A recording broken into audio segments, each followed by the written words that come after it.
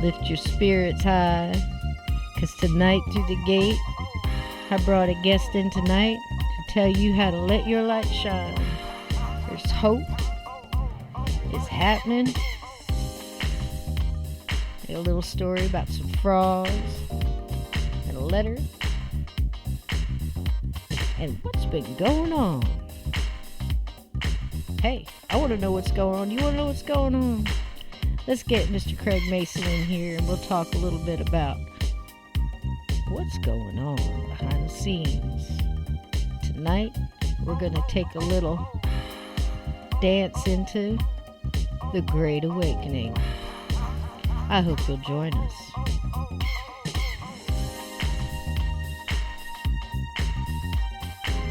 Hello, listeners. Now, slide on in. Tonight through the gate. The water's fine. We got popcorn and jackets. And I brought him in here tonight to help. Come on in and join us around the fire for a spell. You have to kind of wait and see. It's not going to be for everybody. Not our usual genre. But I'll tell you right now. If you believe in good versus evil, if you believe that good wins, if you believe that you carry that with you, this is going to be for you. So tonight, I have one of the most reasonable people that I've heard talk about this.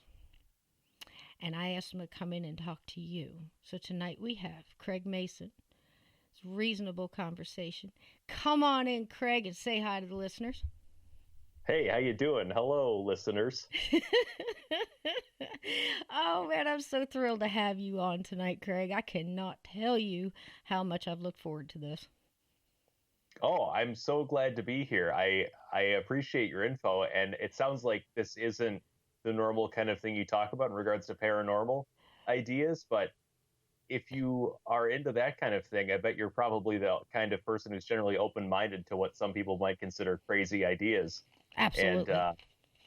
And so I think this is certainly may be of interest to anyone listening to this, as I think it's one of the most interesting stories that's ever existed. Absolutely. You know, it's almost biblical.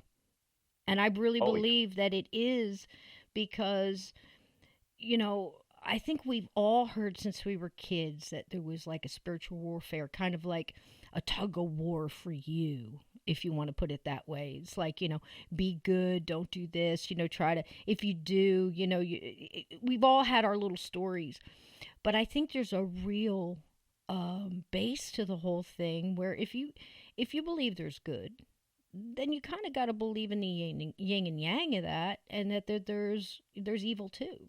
So, and I've believed that there was this kind of underlying spiritual warfare going on. And over the past couple years, I think we've seen a lot of it rearing its ugly head. What do you think? Oh, yeah, big time. I mean, I think it's been there for a long time when you really get into what's been going on behind the scenes in terms of evil doing. Mm-hmm. It turns out there was a lot of bad things going on. You know, I don't even want to say how deep the rabbit hole goes. Right. But I think all of us generally today, whether you're American or not, take a look or just feel how the world has been controlled for basically our entire lives, mm-hmm. and have always had this sense of there's something corrupt going on, mm-hmm. in the nethers of City Hall and Congress, mm-hmm. and Hollywood potentially. I mean, I think definitely Hollywood, but mm-hmm. you may have felt in various places. You know, you probably lived through the banking collapse. You lived through the events of September in 2001 and the increase in spying that happened to everybody, and just thought, why does this seems like it keeps getting worse when these people are supposedly out for our good, and why do things not seem to change even when they all come in and promise hope and change?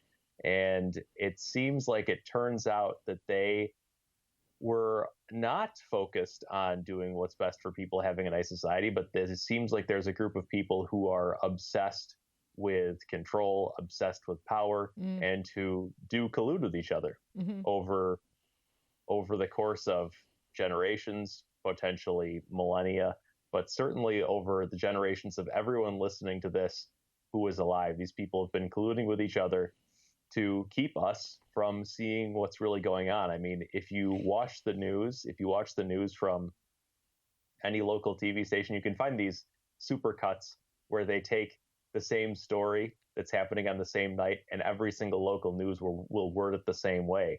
Mm-hmm. They have consolidated the news outlets from many independent newspapers and stations, radio stations, to 6 big corporations. And they really have had, up until recently, where you have people like you doing their own shows, citizen journalists. Until that happened, until the internet unleashed that and people took it into their own hands, they had a complete stranglehold on the narrative. And it really does keep people focused on things that are not for their benefit. They don't want us to see what they've been up to. Isn't that true? And it's so true. And if that's not, that might be what people call a conspiracy. Okay, so are we sitting here? What's that term? And basically, I'm going to tell you folks right now, the CIA came up with the term conspiracy theory somewhere around the time of 9/11. And everybody here, my listeners and stuff like that, we've talked about plenty of conspiracies. It's not a conspiracy theory. Conspiracy basically, according to Merriam-Webster, basically is 2 or more people conspire, that's where it comes from, together to do something bad, to pull the wool over somebody's eyes, to do something and keep it a secret between them. It could be more. So it's not a conspiracy theory. When you get together and you go over this and you analyze this, you're analyzing a conspiracy, because the conspiracy, I don't care what you say, is there. Plain and simple. If you've got 2 people that are conspiring to rob a bank, that's all it is. They make it sound so mysterious and bad to think that, 2 or more people could get together and then lie about a situation. Say, the poor gentleman that shot himself 4 times with a, bolt action rifle, and then they call it a suicide. And they think there's no way that a whole group of people could keep that a secret. Well, a whole group of people don't have to keep it a secret. It's only the first 3 that went in. And then they come out and tell everybody else, and that's the way it is, folks. That's a conspiracy. Yeah, and if you look at the events of 9/11, the official narrative for that is in itself a conspiracy theory. You have people that conspired to learn how to fly planes and then took them over with box cutters and then flew them into buildings and somehow demolished a 3rd building at the same time. And that fell on its own, on camera, by the way, Building 7. Yeah, exactly. On video. Yeah, if you haven't seen that, that's one of those things that, in fact, the 9/11 story it's one of those things that it's amazing when I look back at it and think, oh yeah, the official narrative seems like it made sense, but I really understand why I thought it made sense for so long, or why I thought it was crazy to question it. Because whenever the first documentary about, I think it was Loose Change, came out in 2005 or 6 or 7, somewhere around then, I saw it and thought, wow, this is pretty crazy. I'd never really looked into any conspiracy theories before then. Right. And I thought, oh, that's wild. I wonder if this is real. And it seemed pretty real to me. And so I asked people, oh, no, you're crazy, man. How could anyone keep that a secret? And this social norm of not questioning the narrative, it really keeps people without questioning things. It's well, they've got makes it. What's that? I'm sorry. Go ahead. I was going to just say that they got the big whammy: sorrow and shock and awe, however you want to call it. When you've got the loss of life, we are conditioned and wired to feel empathy, to feel, my God, that's such a loss of life. It happens with anything, whether it's a bombing or shooting or, God help us, anything, tornado here, like in Nashville, not too long ago, like last week, 25 died, and you think, man, that's awful for those people. And then you start worrying, could it be me? 9/11 was harsh. I mean, it was all of a sudden, all, and then you're looking at it live. I can remember my sons were young. I saw it on TV. And for some reason, one of them wasn't in school that day. I can't remember. I think it was the youngest was sick. And I mean, I just grabbed my kid and held on, and you're just crying, and you're watching people jumping out of the buildings, and you're going, my God, the humanity, you know? And then you Yeah. start finding out later on, it's like everything disintegrated into dust, and, including toilets and beams and, huge pieces of machinery that were in the basement. But the only thing that survived was the two passports on top of the rubble. Oh, we found these. Yeah. Yeah. Exactly. And It's like, yeah, what? go ahead. What? You know, it's not a conspiracy theory, folks. Something happened that day that wasn't what they said happened. And you can go back and look at anything. In fact, I have a quick reference here. Um, we both have somebody we're familiar with too, and his YouTube channel is called Where We Go One, We Go All, and it's all spelled out. And that's his YouTube channel, and he has one, and it's an in-depth analysis of Building 7, and it goes all through the 9/11. And the cool part about that is he lives in Manhattan. He's an engineer, and he builds skyscrapers, and he knows what he's talking about. And just look at that and see what you think, and understand that Craig and I aren't saying, and nobody I know of that talks about this is saying anything about the heroism that came that day. The people that helped people out of the building, the people that would not stay in the building while security and everybody else was telling them to go back upstairs. Everything's fine. They pushed through and they got out, or there would have been a lot more deaths that day. Um, the firemen and first responders and police officers that ran in while other people were running out. That heroism stands for millennia. It stands forever. Those are heroes. What we're saying is the people behind the scenes did something that day, and it wasn't what they said or how it went down. I mean, I'm with Jim Mars. I don't know if you're ever familiar with Jim Mars. He was an No. amazing gentleman. Wrote many books, usually on the JFK shooting and several others. Occulted America is another one, and it has nothing to do with the occult. It's just Occulted America means in secret, underlying. And he was an amazing man. And he basically said, I'll shut up when you show me, and every time a plane hits something and there's an accident, the plane parts are picked up and put in a hangar and put back together like a puzzle. Show me the Hmm. plane that hit the Pentagon. Show it to me, and I'll Oh, shut yeah. up. Yeah. That was Jim Mars. So, yeah, something's up. So, anyway, conspiracy. There's been multiple. Um, we've heard here lately, too, even, the Titanic, there's something up with that, you know and so many other things. So I guess what we and Craig are saying is this stuff happens, and would you call that evil? I would. Yeah, Absolutely would. I would certainly call it evil, and the real evil part is how they have convinced us that none of this exists. I mean, I was, thinking about, to finish my story about learning about 9/11 and the Sure. alternative narrative to the narrative they put on the news right away and had someone to blame it on. I remember learning about that and asking people or telling people what I learned about it, and they would say, as you said, they would invoke the lost lives and the strong emotions affiliated with it and say, oh, no, how, you shouldn't question that. That was, it's as you said, people died. They were heroic, and as you said, that stands the test of time. That stands the test of eternal time.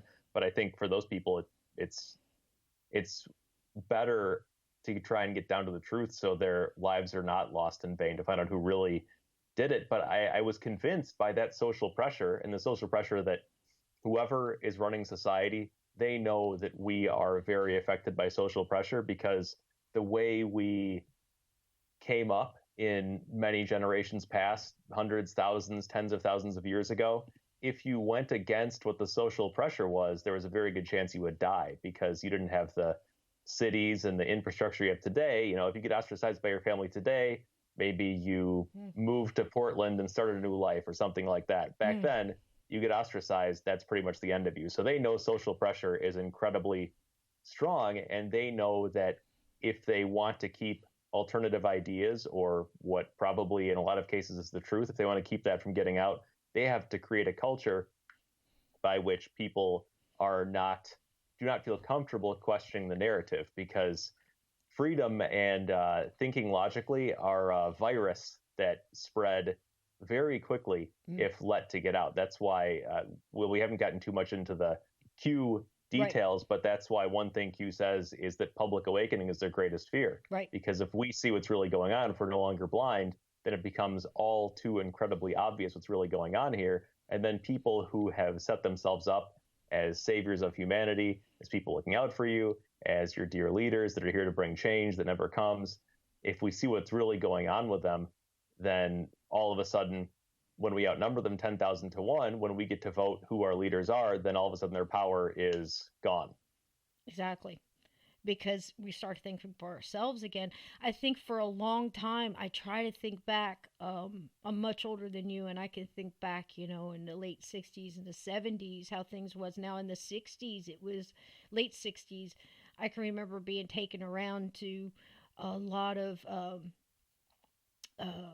you know, on the army bases to go grocery shopping with a group of ladies, or maybe it was my babysitter or my older sister or something like that. But I can remember going in and seeing a lot of uniforms and stuff. So many women, because there was so many guys gone in the Vietnam War, And I can remember, and this will make sense in a second, because I just kind of want to tell you kind of where I'm coming from, growing up, the things I've seen. I remember walking down the street, and I grew up as a young child in New Jersey, right by the shore. It's a beach town. And I'm walking down the sidewalk, and I'm walking down through the neighborhood, and each house, it seemed like almost every house or every other house had it usually was a blue flannel flag that hung. It was just blue flannel. It had stars on it. Some had 1 star, and some had 2. One had 3.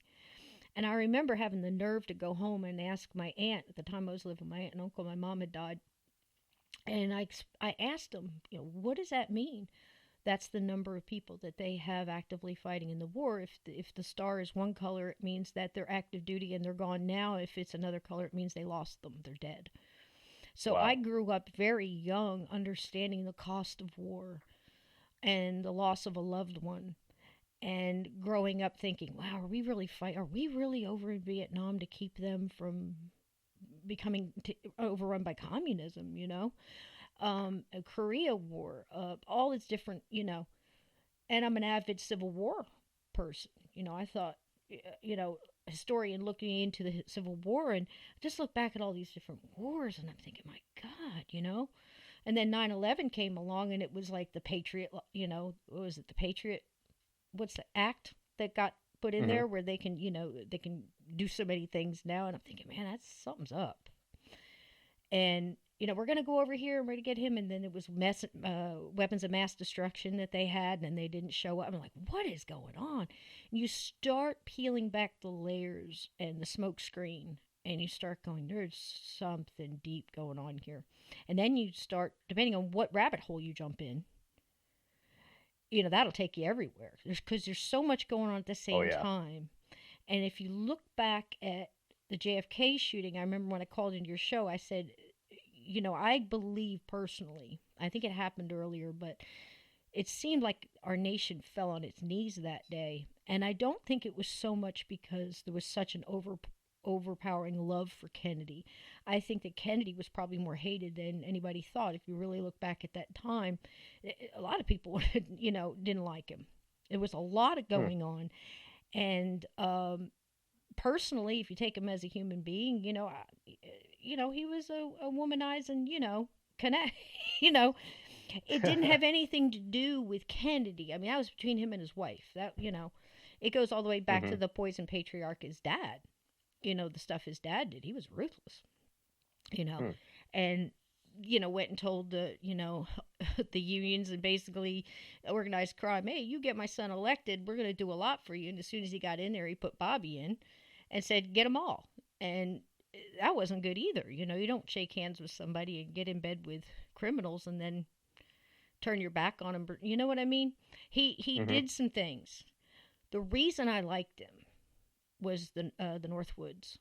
I don't know if you're familiar with that you can read the documents on it. I actually have them downloaded. Yeah, is that the one where they we're going to have a bunch of false flags Hmm. with the Cubans, or is that something else? It is. They were going to take planes filled with Americans, shoot them down.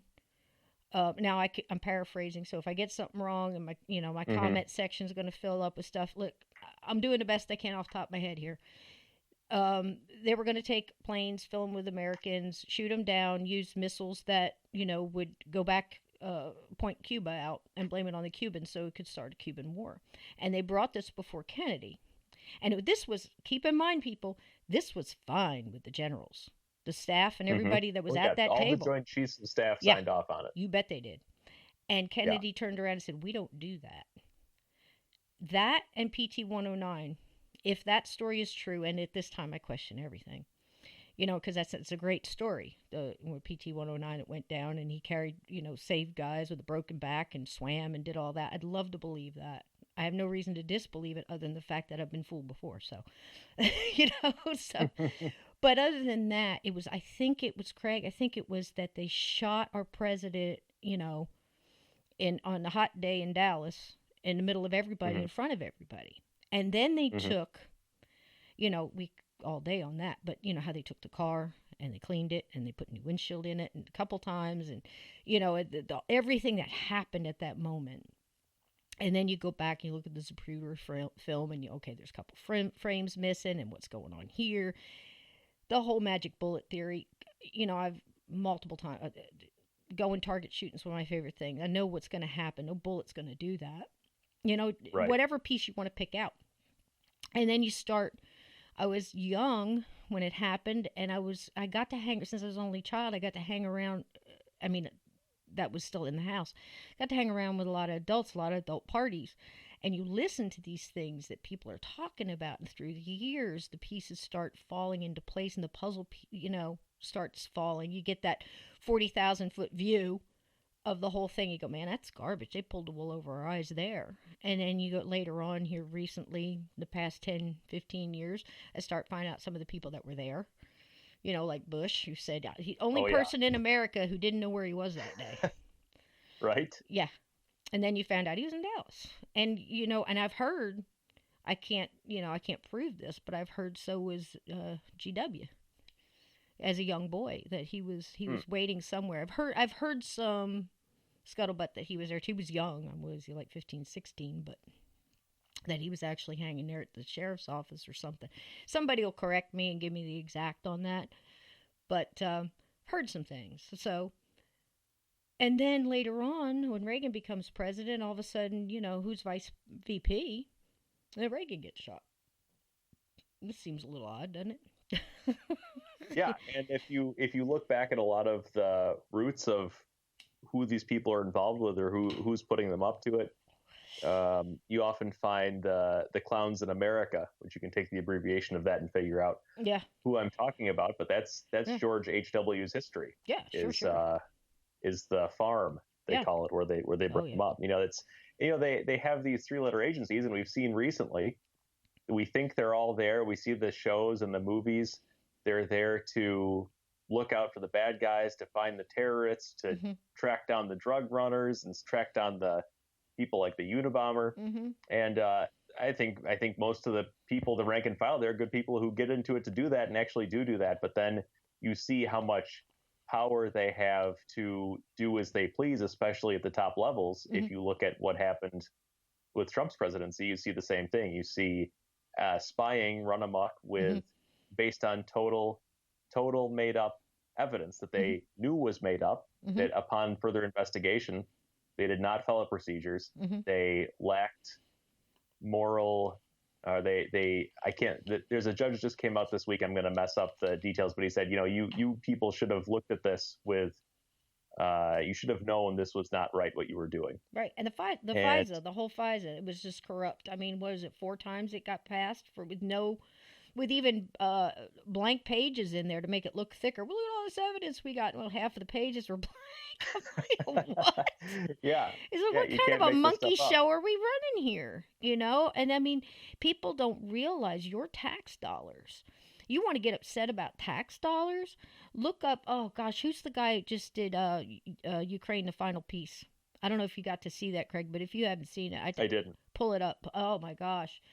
Oh, what's his name? He's on Blaze TV. I don't watch him all the time because I just thought he Glenn was. Beck? Yes, and he did that Ukraine the Oh, I final did see piece. some of that. Yeah. Yeah, and he did the whole thing on the chalkboard with all the stick figures and stuff. Yep. This is how you launder money. This is Uh-huh. watch your tax dollars at work. And guess who was in charge of this? This guy. You know, this guy is like, whoa. And of course, the Bidens are all involved in that. So, you know, and that's all can be proven. I mean, the evidence that they have on some of these people that have pulled some of these things is astronomical. But the problem is that, you know, the court systems that are going to carry out the sentencing and the punishment were so corrupt for so long. You know, it's just like if you have a small town, you know, where you know the fix is in, you know, the sheriff's in it on it, the judge is in on it, the you know everybody, the baker, the butcher, the candlestick maker, they're all involved in it. And then you catch the guy and you throw him in jail and he's loose the next day smoking a cigarette in the corner giving you the finger. Yeah, and all of this was in total darkness. I had no idea. You know, I knew from research for the last 10 years, from being a so-called conspiracy theorist, I knew a lot of their scams they did, but I didn't have 1/10 of the understanding of just how entrenched this corruption is, where if someone investigates something you don't want, you just disregard that and you say we didn't find anything. If there's someone you don't like in power, you just make up evidence and then you spy on them and then you make up crimes. And it is just such an entrenched system. And I think that is, and this is, I want to get back to the idea of Q for anybody that's listening and give you a brief overview. Sure. That's I'd love why, to. you know, people. I'd love to, because, and like I said too, I want you, if you have any references that you'd like, and I looked through your videos and I was trying, I told you earlier when we were speaking that I wanted to find the video where you kind of explained, if you have one that you kind of explain your theory on it or how you became interested, please reference that video as well, because I want to promote your channel as much as possible. Thank you, Cisco. I appreciate that. Although I think what I would refer people to is a series of videos. You know, in this day and age, when there's so much media out there, sometimes the most valuable service is to be able to point someone in this direction, someone that you know that you have found their work to be truthful and useful and logical in the past, to say, oh, check this out, and then you can decide for yourself if you think it is. But there's two main videos I always refer people to, and actually you can get them on my website, actually 3 videos. If you go to my website, reasonable.tv/Q, you will find 3 videos there in a page that kind of explains overall what's going on with Q. The first video is a video called The Plan to Save the World. Yes. In which Joe M is the name of the guy who created it. Yes. It's a very simple 13-minute video that kind of explains what I was talking about at the beginning, and that, did you ever feel like there was people that really weren't trying to help you out, and they want to keep you fighting with each other, and then separate President Trump. Yeah. Sorry. Say that again? I would say separate you into groups so you fight, you know. I mean, like I said, I don't judge people by the group. My listeners know that. If they don't know that, they have not been listening. You know, I love everybody and I take them one at a time. So this whole episode here is not to segregate anybody out, or if you don't believe, hey, that's fine. And I'm a firm believer in sometimes you might not want to hear it today, but put it in your back pocket. You know, save it in a playlist, and maybe a year from now or 6 months from now, when you think something is going on, what was that video? You know, what was that video with all the references in it? Pull this video out and listen again. You might be ready to hear it then. Go ahead, Craig. Oh yeah, exactly right. They do try and divide us by every possible way. I mean, part of the programming goes so deep that I had friends, and I'm guessing people listening to this, if you were in a similar situation, you may have lost friends too when Trump got elected. I had friends. My best friends, a bunch of my best friends, we were neighbors. We would see each other every day. We consider ourselves to be very close friends. I met my wife via these friends. And all of a sudden, before it was, oh, you know, Craig, he's into conspiracy theories, and he is always going on about Ron Paul and the gold standard. Isn't that funny? What a funny way to act and say things. Yeah. And then as soon as I said, oh, you know, I like Trump now, that was it. That was the end. We can't be friends anymore. This is where we have to part ways. I lost a And so they want to family. keep us divided. I I'm lost sorry, go ahead. I lost a family member today, Craig, and I thought, isn't this fortuitous? Is this whatever you want to call it? I believe in God, and I've always said that.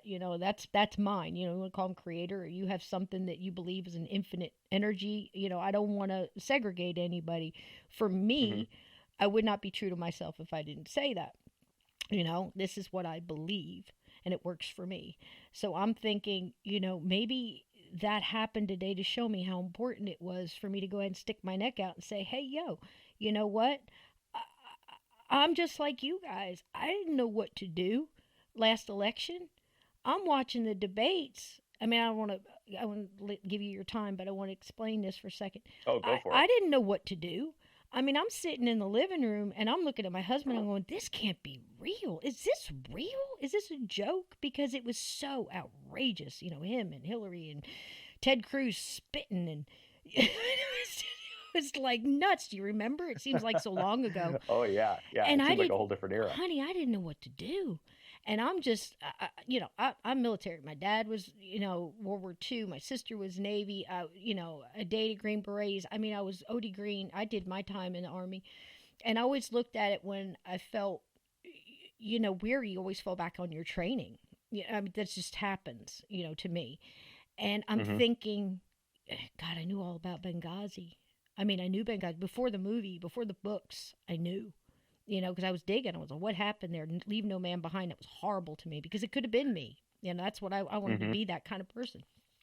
It's the kind of soldier I was. Of course, I would have done the same thing. I would like to wish I had the strength and the stamina to do so, and to leave them like that. And I know many stories like that in Vietnam, and we'd leave people in Laos and Cambodia because we weren't supposed to be there. No, we can't go rescue them. We're not supposed to be there. Write them off. This is, I got red pilled early, even before it had a name. So Hmm. when I went in, I looked at my husband and I said, well, we're sure as heck voting. And I'm going to tell you, I marched myself down. And we had a little place, and it was like old fashioned kind of here where we go. And little ladies all dressed up in their 3-piece little gray suits with the little pin on their lapel and stuff, adorable all the way, beehive hairdos. I walked in and I signed up, and it was the old kind of booth where you have the curtain. So I go in and I pull the curtain, and really loud because I'm a loud mouth 5'4" redhead from Jersey. And I knew it would only count once, but I hit the button 4 times and I went, Benghazi, Benghazi, Benghazi, Benghazi. And I said it really loud because for whatever reason, I thought he was out of his mind, but he wasn't a politician and it wasn't her. That's what I had. And then I started paying attention. And somewhere along the way, I saw this like change happen. And I think it was that time where he stood up in the tuxedo at the award ceremony or whatever it was, where all of a sudden these great big solid brass balls just fell right out, right out in front of him, and he starts saying the truth in front of Hillary, and Maria Bartiromo was sitting behind him. And the faces that she had. Do you know which one I'm talking about when Trump got out I there? know exactly which one you're Yeah. talking about. And I'm like, the brass ones on him, where did this come from? Oh my God, we got a game here. And that's when he got me. And I'm like, hold on, let me look. So that's where I was. Now, you were talking about what if there was somebody somewhere, we don't know who, and I like to say not who is, but what is. What is Q? And you said Joe M's video of the plan to save the world. What if there was somebody out there who had a little information and could give you some, let's say, index cards with little ideas and thoughts and kind of little arrows that could point, check this out. And you go check it out and you find out the facts are real. And then you dig and you find out what thousands and hundreds of thousands of other people are doing it. And this is their idea. And everybody gets together and they try to analyze stuff. It's amazing. What do you think?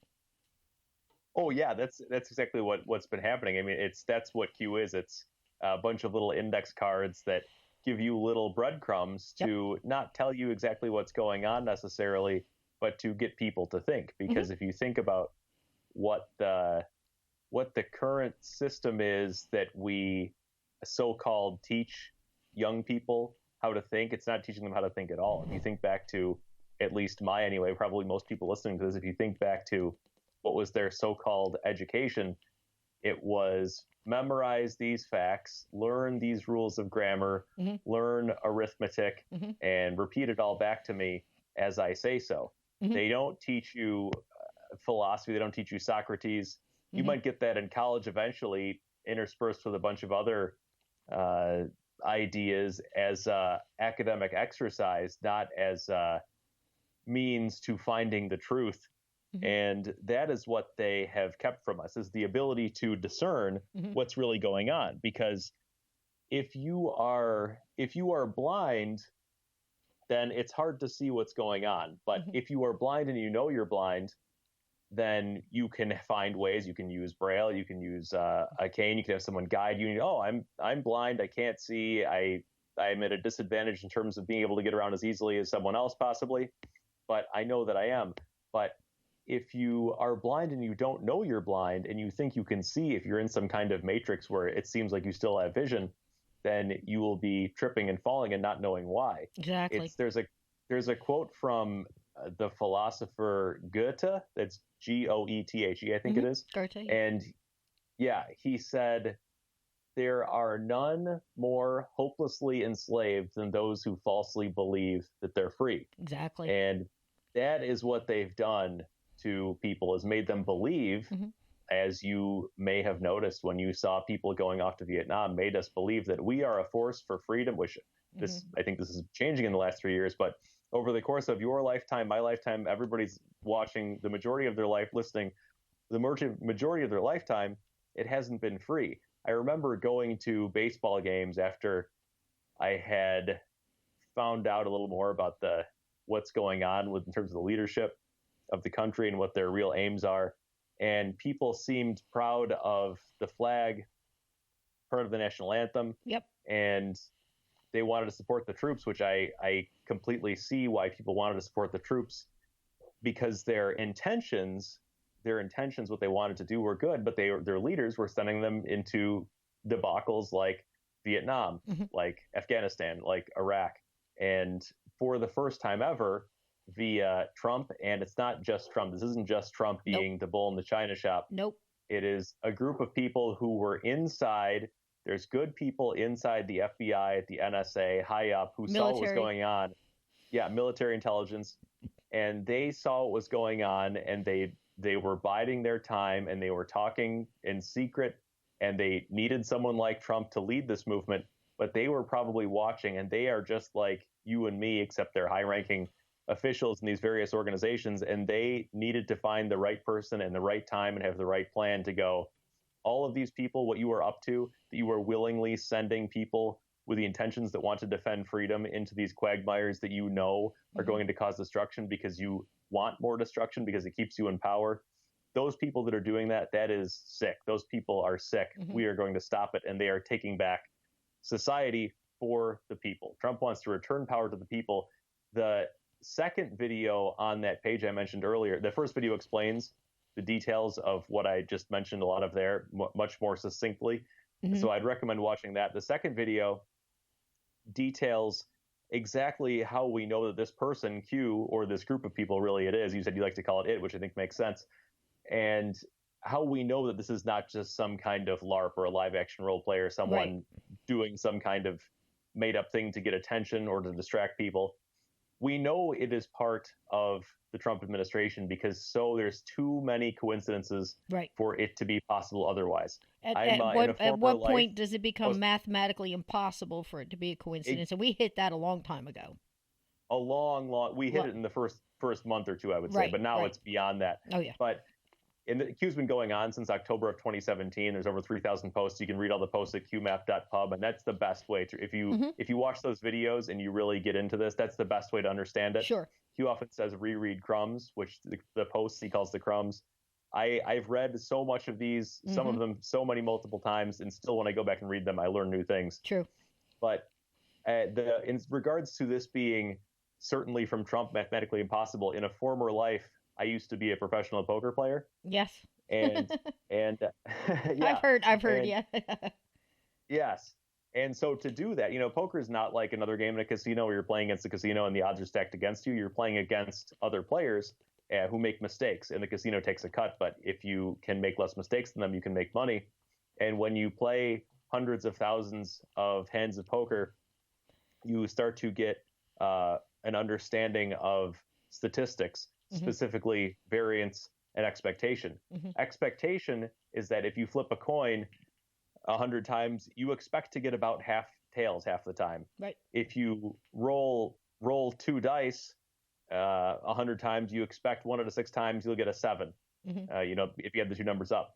But variance is that if you take a coin right now, if you take a coin out of your pocket or off your desk and flip it 10 times, you might get 6 heads and 4 tails, or you might get 7 heads and 3 tails, or you might get 9 heads and 1 tails. Yeah. Sometimes you'll get 10 heads and 0 tails. That's going to be unlikely, but it's going to happen sometimes. But if you flip that coin or you roll those dice and you get heads every single time for 300 times, or you roll the dice and every single time it comes up 7 or snake eyes, then you know that that's not just variance. There's something rigged about this. There's something that is beyond just what normally would be the case. So if this person who is posting his cue, or these people who are posting his cue, if they're just doing this and using some kind of tricks to trick people into thinking that they are part of Trump, and they're trying to cause some kind of psyop to happen or distract, or just they're LARPing for the fun of it. If they were to do that, there's no way statistically they could say the things that they do and have them so closely tied to what Trump does over and over again and have it just be luck of the draw. They must have some kind of inside knowledge. And that's what that second video details on there. That's from the Where We Go When We Go All channel. You can also find it by searching Where We Go When We Go All on YouTube. And he has a video that talks about Q is 100% coming from the Trump administration. And so if you watch those 2 videos, you'll understand what is the general idea of Q and the plan, and that it is in fact from Trump. And then there is a link to qmap.pub, which details all of the Q posts, as well as the last one is a short 4-minute, 5-minute video. I think it's 5.5 minutes of a video called The Speech That Will Get Donald Trump Elected. Oh, yeah. And you know what I'm talking about? Oh, gosh, yeah. Yeah. Q's posted it many times. It bears repeat watching. I play it every single Saturday before I do a live stream. Yep. And it really just details exactly what's going on. Trump goes into everything they do to keep people controlled and to keep power for themselves. He says they will stop at nothing. They will do anything. They will lie, and they will do worse than that. And he says, towards the end of it, he says, this is not just another 4-year election. This is a crossroads in the history of our civilization. I think so. And it will determine whether we return power to the people or we go into total tyranny. I'm paraphrasing that slightly, I'm sure. Right.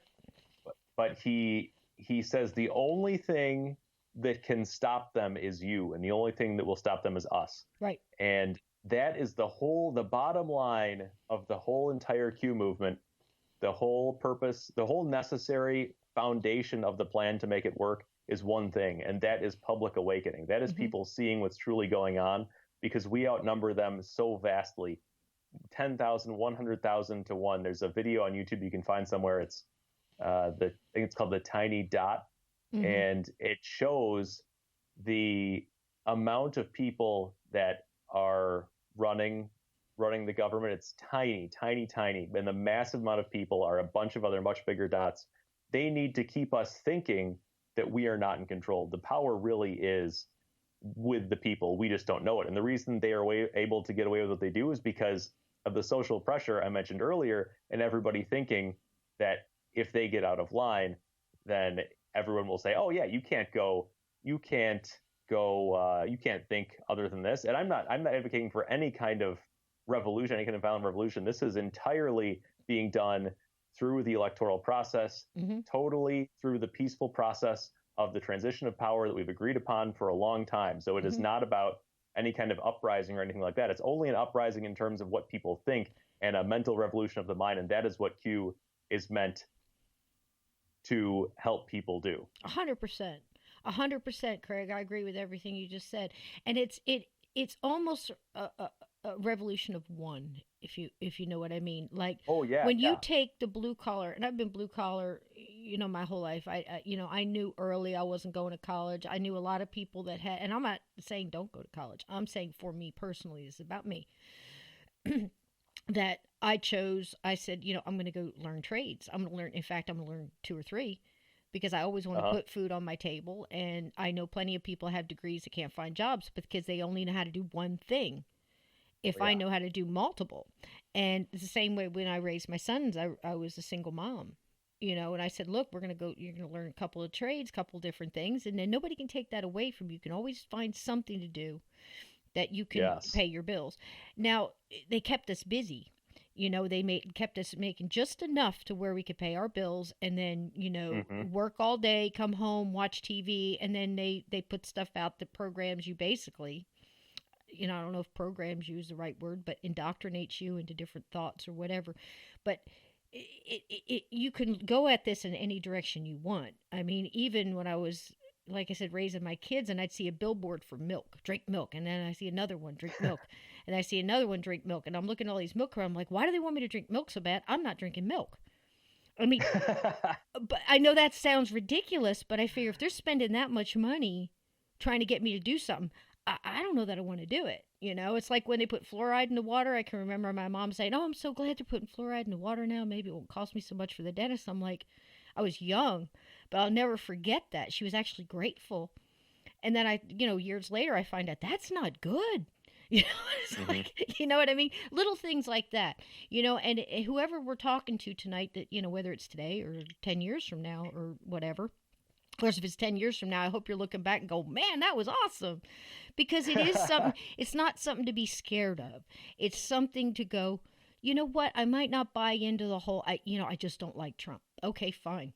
You don't have to like Trump. Like yourself, find out this information, research for yourself, think for yourself. Whatever avenue this takes you down and you want to look into, say, human trafficking, and you go, man, there's been a lot of arrests in the last 3 years. In fact, there's been so many human trafficking arrests for people taking human beings, stealing them, taking them somewhere they want to go, and selling them into some type of slavery.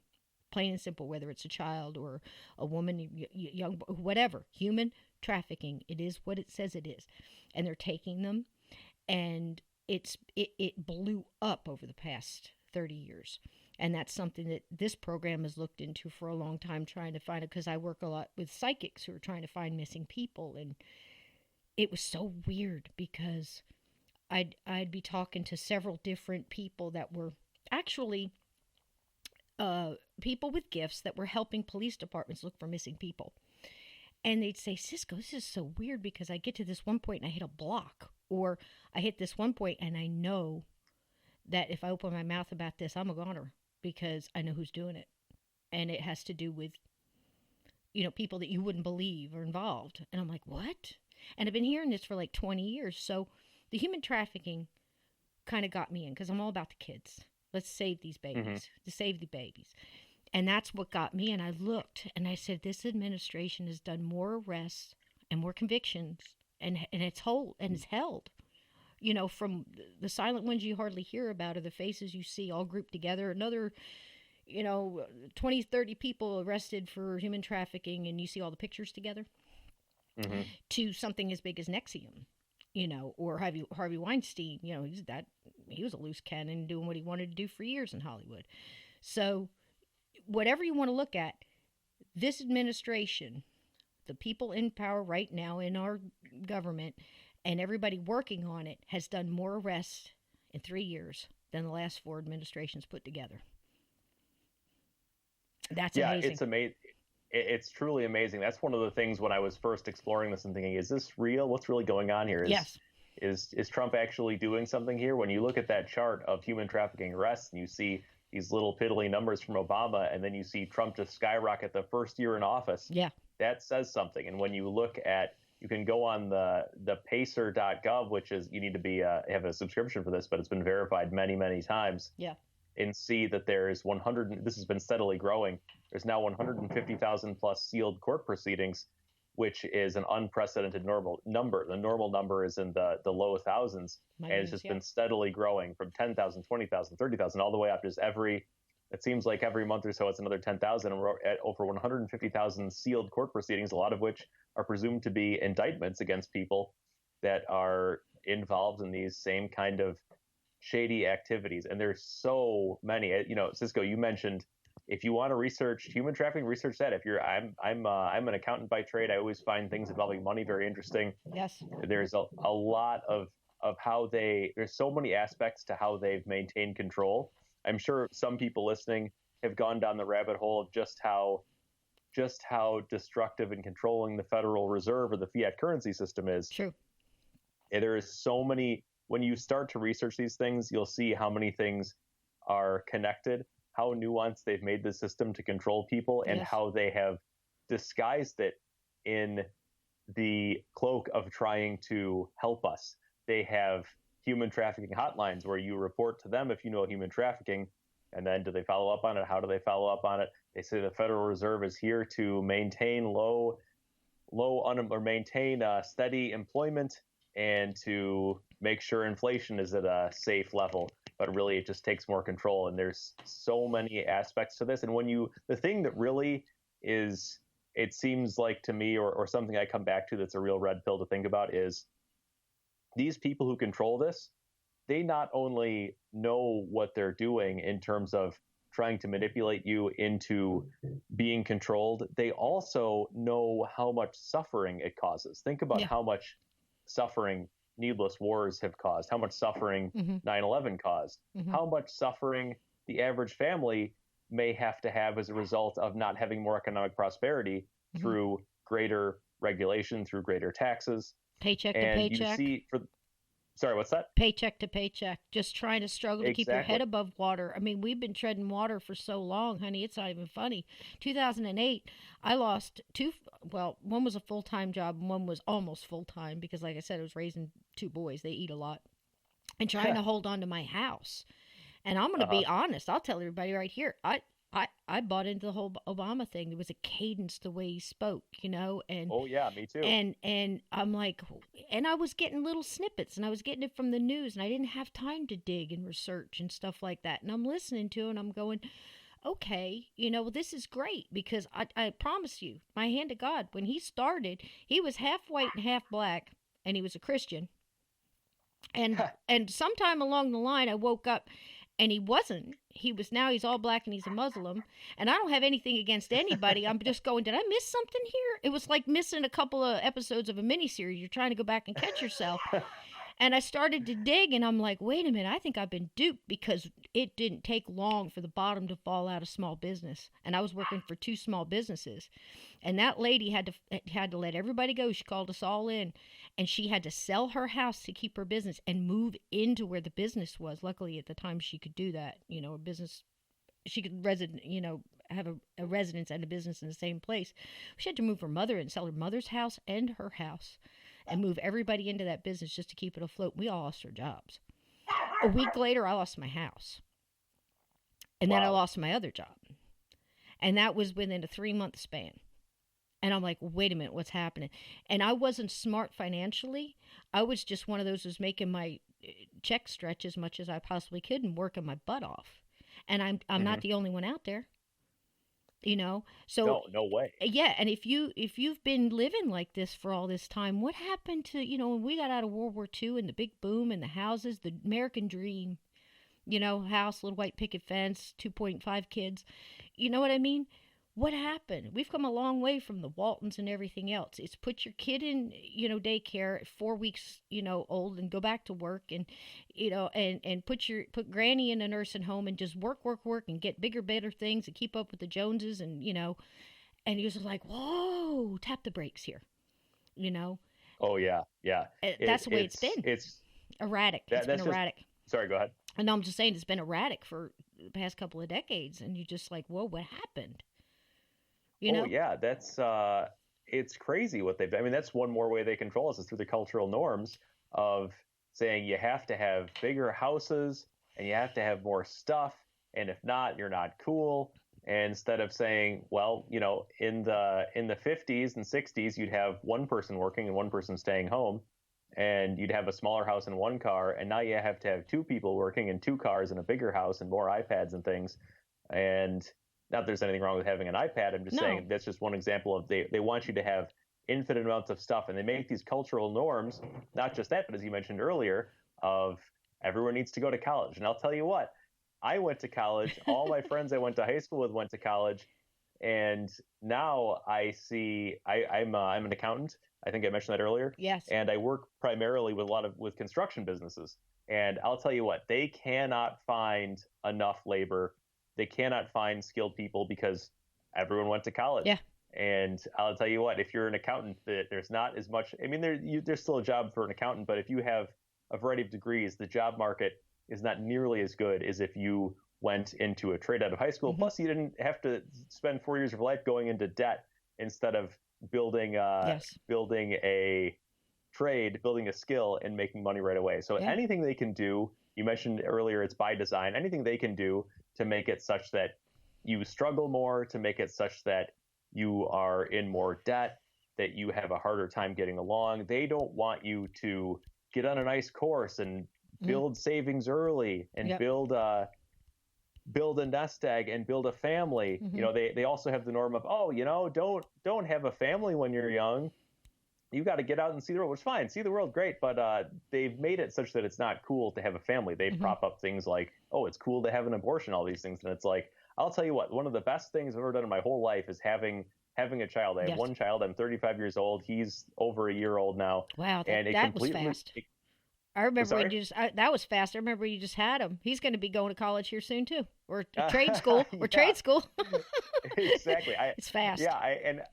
Right. This is they also make it seem like, oh, you don't want to have children. The world is scary. And yeah, the world has been scary, but I have a much brighter future in my mind pictured for what I think his life will be. But it completely, I'm sure, as you know, Cisco, it totally changes your mindset to have a child. I'm sure anyone listening to this could feel the same way. And they don't want you to have that mind. They have the mindset of, hey, we're just going to have a family here and we're going to get down and make a nice life for ourselves. They want us thinking, oh yeah, don't have a family, go out and whatever. I spent many years just messing around with having fun, which I have nothing against having fun. You can still have fun when you have a family, but they want to make it into this end in itself. They don't want you to have a family. They don't want you to have skills to make your life easier. They want to cause you strife. And when you see what these people want, when they see that they want the worst for you, it really awakens in me anyway. I think a lot of other people a real understanding of that these people are not like us, and they really have totally and utterly screwed us, and it's not fair, and we're not going to take it anymore. Right, and that's just it. And all it is just passing information. And I've heard all kinds of things. Now, what people also might not realize is, unfortunately, Google isn't what you think it is. So if you're going to Google this, I'll tell you what, I was doing, because as I've said before, my son says I make some pretty dank memes, and I sent you one the other day. And I think it sounded like a compliment. I took it as one. The lingo, but certainly. Yeah. And I mean, that's all I could do. And of course I got shut down on Twitter so fast. It was only funny because like I said, I'm a little redhead from Jersey and I got a big mouth. But because when I believe in something, I'm like, I can't believe it's like tasting something that's so good you can't even wrap your mind around how good this tastes. And you want everybody in the room to try it. It's so good. I feel like I want to spread it. The word and go, you don't understand, man. This is, for an old gal like me, some of these people have been watching this for 40 years and hoping something like this would happen and hoping something like this would start to open up, people would see. And I remember people 10 years ago, maybe 15 years ago, just walking around with their head down, almost like defeated. It's like there's nothing that can be done. This is the way it's going to be. This is, there's no more Social Security. I can't retire. My 401k is tanked. My business is shut down. I know people left and right, they're losing their businesses and they're sending all the factory workers, factories are closing up. Detroit looks like a ghost town. You know, that used to be the mecca for making cars, Detroit Rock City, man. You know, and it's a ghost town. And, you know, I just, you know, watching all these jobs go overseas and being, why are we dependent on these people? I mean, you know, the people, the Middle East, the oil, they had us by the, I'm trying to find a nice way to say it, they had us by the short hairs, man. It's like they wanted something. They'll, you know, they'd say, we got your oil tanker and you're going to give us this, this, and this. Well, you know what? A smart bunch of military intelligence had had enough and waited. They got a guy who didn't need to take the job, people. And if you don't believe me when I'm saying that, you know, why would somebody that was worth what, 3 point something, $7 billion take a job when he could have gone and spent the rest of his time on his golf course with his grandkids and everything else? Just what, for more attention? He could have had his own television station, for Pete's sake. He did. He was very successful in television. And then come in and say, no, I don't want the money. He's the only one that I've ever known that come through that lost money, didn't gain it. Now you go back and look at how much Obama was worth when he went in, and how much he was worth when he left. Where did that come Same from, thing people? with the Clintons. Yep. What happened? Clintons stole the couch and the silverware, for Pete's sakes, when they left. You know what I mean? But, you know, all that aside, look at the numbers. Craig can tell you about the numbers. He's also a really good, a Bitcoin whiz-bang. You know, I could never understand all that, but boy, if you want to know about Bitcoin, you go to Craig's channel, and he's got a couple of great shows. And it's something that is extremely interesting. It's something that might interest you. If you're interested in it, I'd send you to Craig in a heartbeat. Go look at Craig's channel. But as far as that goes, look at how much people were worth when they got in it and how much they were worth when they got out. And most of the time that money is like through a book deal, $65 million book deal. You know, I don't care how many books you sell. I don't care how good the book is. I've got a book on Amazon. Right. I got a book on Amazon and, you know, a couple other places and bookstores. And I'm telling you, you're not going to make that kind of money that fast on a book. I'm sorry. It's not true, people. Research it. Pick any one of these things Craig and I are telling you about. Research. Don't do it all at once. It's too much. It's too much. Pick one thing that interests you and research it for yourself, because that's what the Q thing is about. It's all about researching and making up your own mind. And if you can't understand, or if you have questions, there's usually people you can go to go, what do you think? And I don't know how you went about it, Craig, but I think you said in the beginning that it's really good to take, I'm an herbalist. I had to do it to basically save my life a while back, and I'm Native American. And I went Native American traditional herbal is usually what I do, with a little bit of Chinese traditional herbal, you know, whoever has information. And I gathered information from multiple sources that didn't know each other, weren't trying to sell me anything, to research it. Do you see what I mean? One thing, because if you're taking something, you better understand it if you're putting it in your body. That's plain and simple. And I went about this the same way. I kind of always do that, you know. Because everybody's going to have a little piece of information the next guy doesn't have, or yada, yada, you know. And that's how I started picking out who I listened to and who I enjoyed, you know, watching their show, like you. And I'm real big on character and ethics. You know, if somebody said something, you know, they might have said something on Monday and came back Wednesday and said, hang on, I got more information on this, and I was wrong about that. Here's what it really turned out to be. I had a piece of it, but there's more, and let me explain it to you. And that's character. So anybody that I recommend tonight has done that.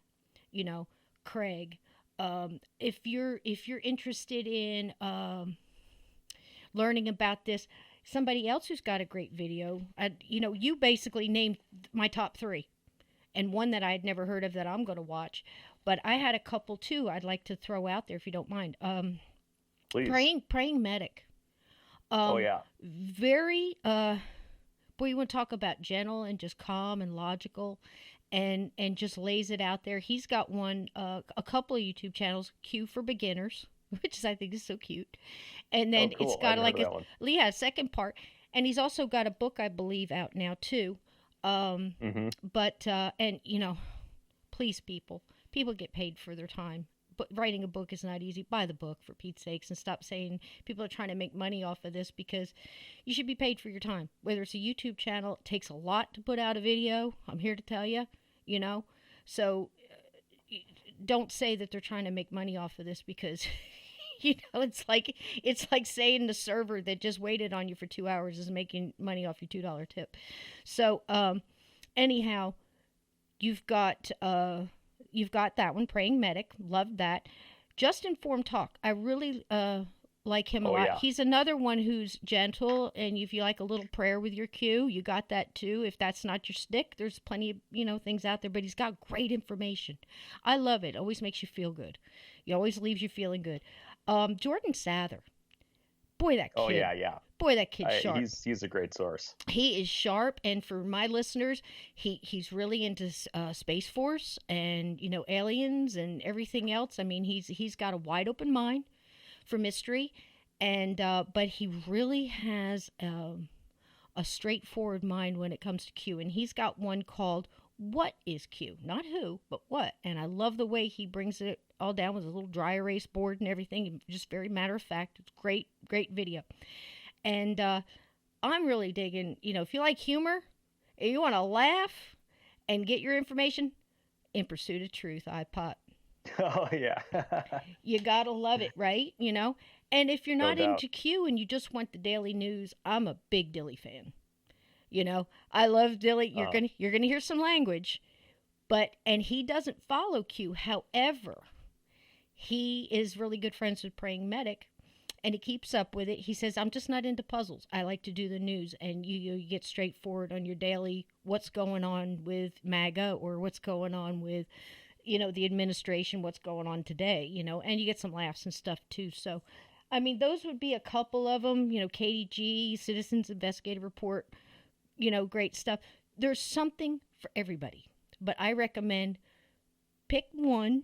Watch a video, find your spot, find your avenue, which way you want to take your journey, and then try out a couple of people. It's really big on Twitter.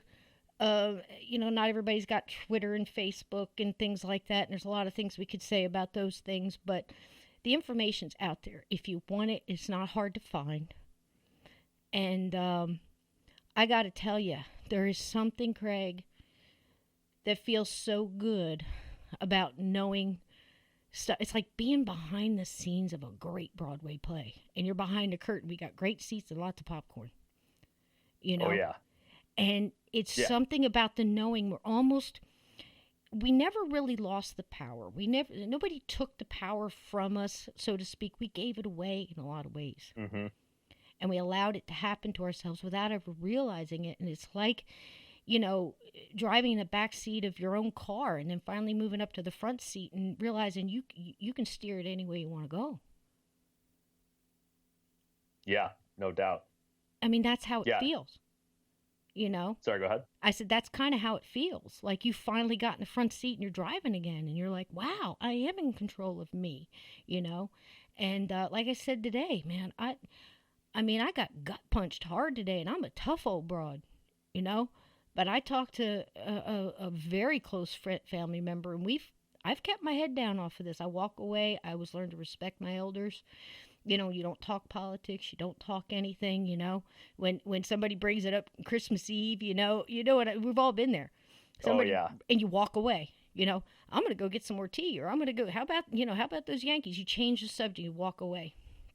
And today, because of the virus, I called and asked because, they're older and she has pre-existing conditions, and I wanted to say, hey, how you doing, whatever. And somehow we turned to, she brought up, well, I just don't know. All the schools are closing, and that jerk in office, and he's like that. And I'm like, well, what did you want him to do? I'm trying to talk to me. What did you want him to do? Did you want him to wait till it was too late and everybody was sick, and then, it's a slight inconvenience.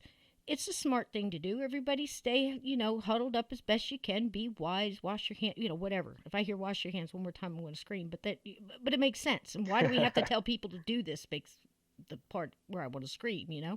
But anyway, that's how it started. And the next thing you know, I'm down this rabbit hole, and it's almost like in my mind, it's like we're both falling down the dark hole, and I'm willing to go down so far because I love her so much. I want to help her get out of it. Want to help her climb back out. And then at one point in the conversation, I just I gotta let her go. I can't. She's gone. She's been overrun. I mean, I couldn't believe the things that were coming out of this intelligent person's mouth. And I said, "Can I ask you where are you getting your news?" She said, "Well, as always, I watch CNN." And I said, "Are you still getting that paper every day?" Because I remember through my childhood and everything, she always got two papers. You know what I mean? Remember that when they always got two papers and they read the paper in the morning? They're still doing that. And I'm like, well, could I suggest a couple of places, maybe the Epic Times, and it's Epic or Epoch. It doesn't matter. Everybody that works there says it three different ways. So don't write me letters. They call it different. But I said, maybe look here. And she says, "I know what I know." And I said, well, okay. Is there anything else I can do to help? And I mean, and I'm watching like Christmas dinner is gone, Thanksgiving. I'm just not going to put myself I can't. I cannot do it because I love them so much that I just said, if you ever have any questions or if you ever want to reach out, I told her like this, man. I said, can you imagine being on the Titanic and cursing the captain? Can you imagine if the crew running the ship, you're out in the middle of this deep, dark ocean surrounded by ice-filled water, and I said, and you're throwing rocks at the captain's head, and you're hoping that the crew fails. And I don't know where you are on the, if I don't know, are you in the bar car? Are you dancing? You eating? I mean, some people are going to be, Greg, and there's nothing we can do about that. We're all in the same ship together, really, globally. It's not just America. It's not just Trump. It's other people. It's other countries. If you think that this isn't global, I highly recommend go out and look. This is global people. This is people in India. This is everywhere. And, can you imagine being on that ship?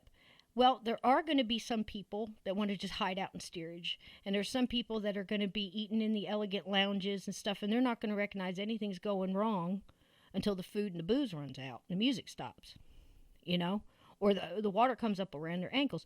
You've got to stop cursing the captain. At least,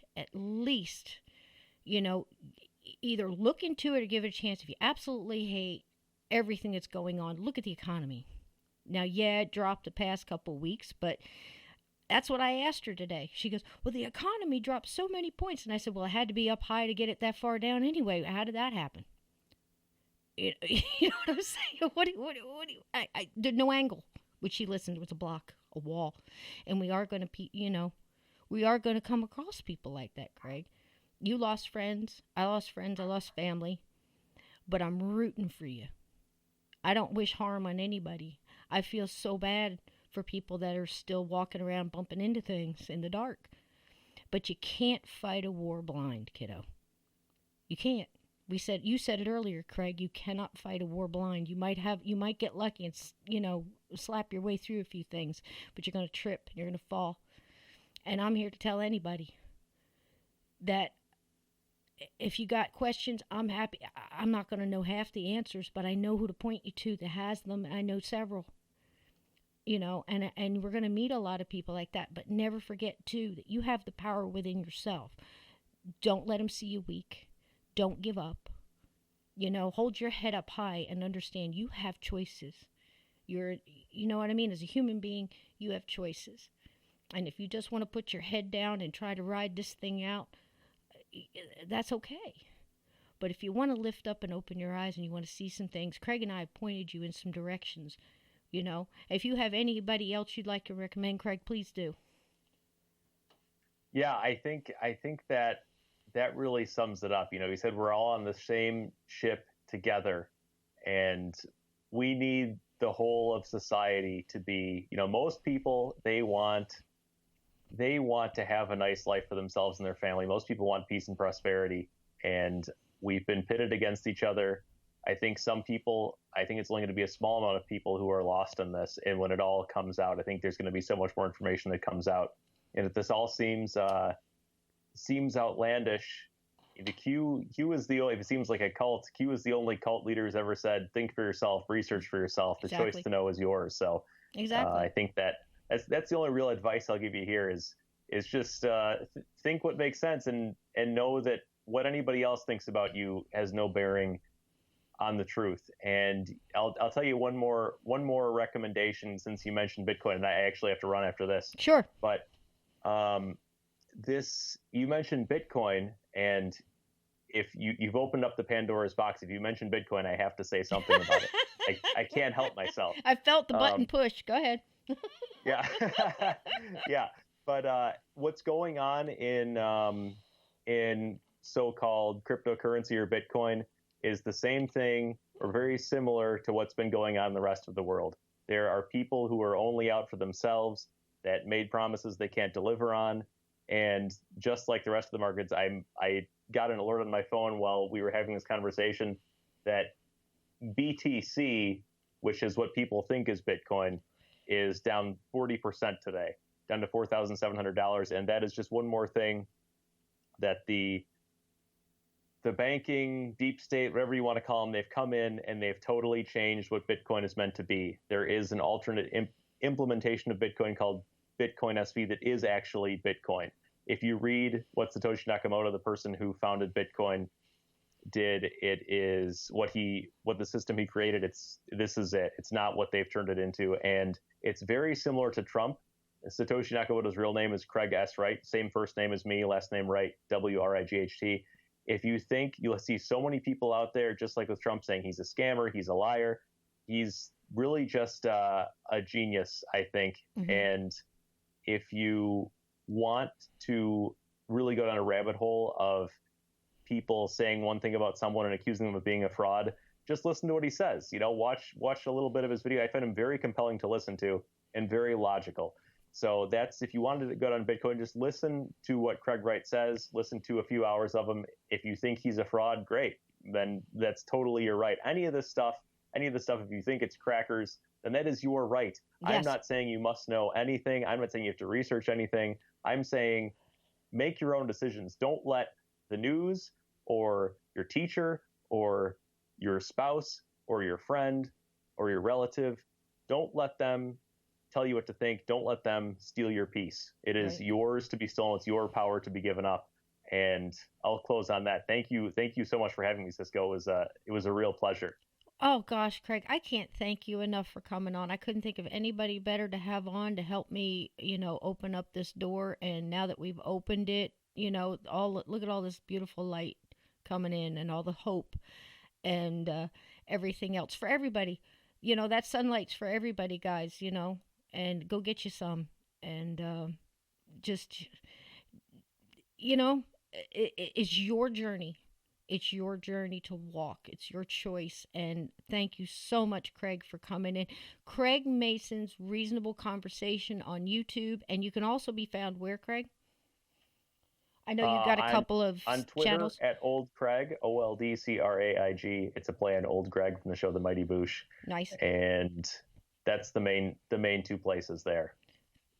Thank you so much. It's great being a frog. And we kind of told you a backwards story, but, the name of the story is basically, the one time that the military, the number 45, the letter Q, and a small army of frogs saved the world. And I'm glad to be a frog today, Craig. How about you? You and me both. It's good to be a frog. It's good to be a frog, baby. Thank you so much for all the extra time, Craig. It's my pleasure. Thanks for having me. Well, dear listeners, thank you for coming along on this different kind of ride. I always imagine every time we open that gate, we're walking on a journey, and my guest and I are walking down that path wherever they're leading us, and we're just having a little conversation. And it might not be a path you're wanting to go on. I mean, if you listened this far, thank you for listening. Some people cut it off in the first minute, and I understand that, and that's cool. Because, like I said, I always say on this show, I'm here for you, and I'm here for me. I had to let you know this was out there. I've always felt that undercurrent of just didn't feel right. Something was wrong. And like I said, too, the minute you start talking politics, people go one way or the other. But like we said, we're all in the same ship. I want you to do good. I want you to have everything that you've dreamed. I want you to be able to reach out there and, and do whatever it is your heart desires as far as, having your family or not having a family, or, the job you want, pay your bills and everything else. Everybody wants that for their friends and the people they care about. I don't care what your religion is. I don't care what your, like I said, I always say on this show, I've gotten more warm feelings from being around people in a drum circle, and I've gotten that same things being in a church, from Southern Baptist to Catholic to Protestant to you name it. I've explored all over the place. Buddhism and Hinduism and Muslim and Native American powwow circles, and sat for days around a fire, and just in a collective silence and just listen to nature. Whatever your good thing is, whatever your light sparks to, whatever fills you, that's what you should go after. Your base, that core base of just being the best you can be, and that whatever that infinite spark inside of you connects to. This may not be for you. You may not want to hear anything about any kind of politics, because that's the way we've been told. Your vote doesn't matter. Whatever. Okay? You got to do what's right for you. But if you wanted to know about this, if you wanted to know, we talked about being on that Titanic. What if there was a guy across the telegraph on the Titanic was trying to tell him there was an iceberg, or trying to tell him of some impending doom or danger, and they didn't listen? Well, that actually happened. I've also heard stories about the Titanic that the whole thing was supposed to happen because of the people that were on the ship. Again, I'm not 100% on anything. I wasn't there. But I can tell you, you can dig up the information. And once you know how to look, and you know how to go down those rabbit holes, and you know how to read documents and get information and facts for yourself, you'll get addicted to it, and you'll start doing it. You'll keep digging, and you'll find out more information and things that interest you. And maybe you'll find out some of the things we've been telling you tonight. Maybe those pieces will start to fall into place. And maybe as some of those pieces start falling into place, you'll see the bigger picture. And then you'll pull off that picture, and you'll get the 40,000-foot view. And you'll see, wow, I had no idea. And once you get that, and you start really looking into these things, you start getting that feeling of knowing the behind-the-scenes stuff. And that's what I mean about being a frog. All the frog is peppy. It's like a symbol of, I'm looking into this. I'm feeling pretty good about this because I know some of the behind the scenes thing, and I know what this thing means. And you start getting a little of that sense of knowing, that sense of understanding, and you start to see more things, and it keeps coming and you research more, and some are just happy knowing that there's something good happening right now. And I hope you're a part of that, because either way, if something good happens for the ship you're standing on, then you're going to float. You're going to be fine. Everything's good. So whether you're paddling or you're not paddling, or you're helping or you're not helping, you're still going to be on that ship, and that's cool, because we're all part of this. And that's what it means to say, where we go one, we go all. We're all in this together. Some are going to do more research, some are going to do more memes, some are going to try to put out the information, and some are just going to pay attention and stay behind the scenes, and that's fine too. And even if you're not, if we prosper, as a country and as a world and as a group together, then somehow we all can prosper from that. Somehow we all get to enjoy. So I hope this helped some of you. Like I said, if it doesn't, Maybe it will down the line. Maybe you'll think, hey, what was that? Let me go back and check that out because I'm kind of ready to hear it now. It's here for you. And I'd like to thank Craig so much. And again, you can find him at Craig Mason's Reasonable Conversation. His link will be in the show notes. And again, he recommended Joe M. That's also on YouTube, and I believe it's The Storm is Upon Us on Twitter. And it's called The Plan to Save the World. And boy, I'm telling you, it's a good one. Jordan Sather, he has a YouTube channel. Just look that up; it'll come up. And that is What is Q? There's also a gentleman out there that for a lot of the paranormal people that want to take that kind of doorway and you want to go in that way. John D'Souza, highly recommend it. He was an FBI agent for well over 20 years. And for anybody that remembers the X-Files, the first year, I believe he said, of the X-Files was based on his investigations. Until the higher up said that's enough of that, and the second year after that, and on, they weren't so much based on his investigations. He was in the paranormal unit in the FBI, if you can believe it. And we say FBI. I think it was the higher ups, because you don't want to blame anybody that was just doing what they were told. These things are compartmentalized. And I can tell you from just being in the military or being in anything, you think you work in a business, you're all trust working on one thing, but you don't really know what it is. You're just doing the job that's in front of you. It's compartmentalized. So there are a lot of really good people in there just doing their jobs in the FBI. And I think he was one of them. So John D'Souza, check him out. He has been on Red Pill lately. I think he was on Quite Frankly, which is another good YouTube channel. And Red Pill 78.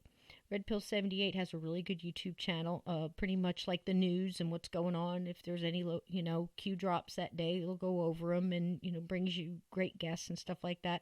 Another good YouTube channel, usually around some like 1 o'clock in the afternoon Eastern Standard Time, is In the Matrix with Shady Groove. And they do a lot of digging, and it's a really good live chat to get into. Craig also has a really good live chat when he does live shows, and so does Red Pill. And that's nice to get in the live chats. And you start recognizing other people and you're asking questions, and it's a good kind of place to do that kind of thing. And just to feel like, you're in a group and you're not alone, even though all those people are individuals. Again, it's not, if it's a cult, baby, it's the only one that tells you to think for yourself. So call it what you want. Also, Where We Go One, We Go All. That's all spelled out. Again, the one on the in-depth analysis of the architect and engineers reference that they did on Building 7. Very informative. He's got a lot of good videos there. He also has another one called Silent Running, which is an awful lot of Q proofs. That's what they call it when Q puts out information and then it's what he said or they said actually happened later on and what came to be true. So a lot of people are saying, "Oh, nothing's ever come true." No, that is not true. There's been many things. So there's that. That's really cool. Katie G, Citizens Investigative Report. Wonderful analysis. And she's also one that says, hey, look, if I got it wrong. She was in the Air Force. The girl knows how to handle herself. And she got through the basic. And she took all the character attacks and everything else. And she stood. And for somebody else who went through it, I can tell you that's no small feat. It shows you who you are. And she's not afraid to say, and she's not afraid to guess. And if she got it wrong, she'll come back and say it's wrong. So, I trust somebody like that, and I like what she has to say. And I don't follow any one person blindly. So, and I don't suggest you do it either. So there's that, and she'll tell you the same thing. Amazing Polly on YouTube, also really good. If you're interested in a lot of the things that have happened with human trafficking and some of the analysis on that. Liz Crokin, also really good. Just Informed Talk, Praying Medic. Methods is also somebody I highly recommend. Very straightforward. Doesn't jump to conclusions. You can find him on Twitter, Methods. Also, you can find him on Red Pill on something we call Comfy Sunday. Red Pill will do a show, and they'll be on there. He's also on Table of Titans on YouTube. There's also a lady I absolutely love. She's an older woman. Her name is Truth Seeker News, and she's got an adorable video on how she found Q and what it means to her. I highly check that out too. So there's a lot of different avenues that you can take. I'm sure that you start digging, you're going to find your own. These are people I've been listening to for going on 2 years now, kiddos. And I got to tell you, it's good to be a frog. It's good to have knowledge. Knowledge is power.